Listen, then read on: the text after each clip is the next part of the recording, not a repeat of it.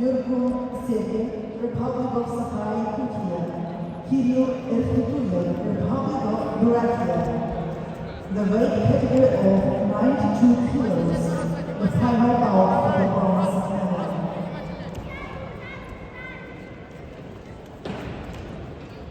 Итак, центральная поединок за третье место в категории до 92 килограммов ведут в красном трико Нургул Сергей, представитель команды Республики Саха-Якутия, мастер спорта России, борьбой занимается 12 лет под руководством Степана Сильцева. Нургул Сергей, обладатель бронзовой медали Голден Гран-при Евангелием 2021 года. Его соперник в синем трико представитель команды Республики Бурятия Кирилл Ерфитуев. Студент Государственной сельскохозяйственной академии Республики Бурятия, кандидат мастера спорта, который занимается 5-й год, тренер Кирилл Бабаев, Раил Ерфитуев. Кирилл Ерфитуев является победителем Дальневосточного федерального округа 2023 года.